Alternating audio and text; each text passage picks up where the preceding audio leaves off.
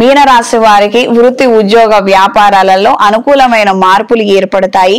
స్నేహితులకి మీకు పట్టింపులు మరింతగా పెరిగే అవకాశం ఉంటుంది. మీ ఆలోచనలు మీ వ్యవహారాలు వాళ్ళకు అర్థం కాకపోవడం తాత్కాలికమైనటువంటి గొడవలకు వివాదాలకు కారణమయ్యే అవకాశం ఉంటుంది. ఏ విషయాన్నైనా చర్చించే ముందు 1కి 10 సార్లు ఆలోచించడము, అవతల వాళ్ళకి అర్థమయ్యే విధంగా మీరు నచ్చజెప్పడము, ఈ విధమైనటువంటి ఏర్పాట్లు చేసుకోగలిగితే సర్వదా శ్రేయస్కరంగా ఉంటుంది. స్నేహితుల వ్యాపారాలలో పెట్టుబడులు పెట్టాలన్న ఆలోచనలు నెరవేరుతాయి.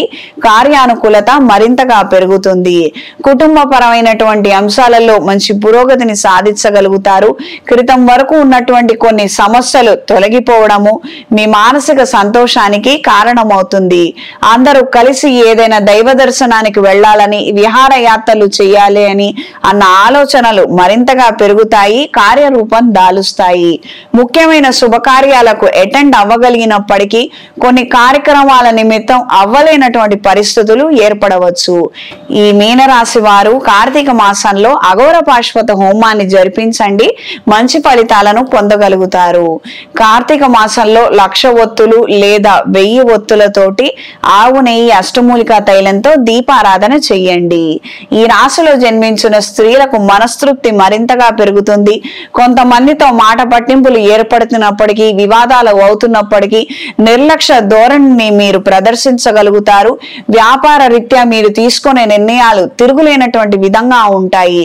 మంచి ఫలితాలను పొందగలుగుతారు. ఈ రాశి వాళ్ళు ముఖ్యంగా గమనించుకోదగినటువంటి విషయము, గురువు ఒక్కడే అనుకూలంగా ఉన్నారు, మిగతా ఏ గ్రహాలు అనుకూలంగా లేవు. ఏదో కాసేపు బాగుండనట్టు అంతే. 2 రోజులు డిఫరెన్స్ తోటి అందరూ ఒకే తాటిపై ఉన్నారు. కేవలం గురుబలం బాగుంది, గురువు యొక్క ఆశీస్సులను మీరు పొందగలుగుతారు. అది కూడా మీ పూర్వజన్మ సుకృతం మరింత బలంగా ఉంటేనే. ఇది గ్రహించి మెలగండి. ఏదో గురుగ్రహం మారింది, మేమేదో పెట్టుబడులు పెట్టేస్తాము, ఉన్నదంతా చక్కబెడతాము అన్న ఆలోచనలు ఏమాత్రం పనికి రాకపోవచ్చు. వ్యక్తిగత జాతకం కూడా పరిశీలించుకొని అన్ని విధాలుగా జాతకం సహకరిస్తుందన్నప్పుడు మాత్రమే మీరు కొత్త పెట్టుబడులు పెట్టడము, వృత్తిరీత్యా ఉద్యోగం మానేసి వ్యాపారంలోకి వెళ్ళటము, ఏదైనా పెద్ద భారీ ప్రయత్నాలు చేయడం అనేది సూచించడమైనది. అన్యదా మాత్రం చెయ్యొద్దు. విడివిడి జ్ఞానంతో మాత్రం పెద్ద నిర్ణయాలను మాత్రం చెయ్యొద్దు. తీవ్రమైనటువంటి ఇబ్బందులను ఎదుర్కొనే అవకాశం ఉంటుంది. తగు జాగ్రత్తలు అవసరం. కుటుంబ పరమైనటువంటి పురోగతిని మాత్రం సాధించగలుగుతారు. స్నేహితులకు ఆర్థిక సహాయం చేయాలన్న ఆలోచనలు నెరవేరుతాయి. ఈ వారం మీనరాశి వారికి కలిసొచ్చే రంగు పసుపు, కలిసొచ్చే దిక్కు తూర్పు, కలిసొచ్చే సంఖ్య 5. ప్రతిరోజు శ్రీ వెంకటేశ్వర స్వామి వారి వజ్రకవచాన్ని పఠించండి.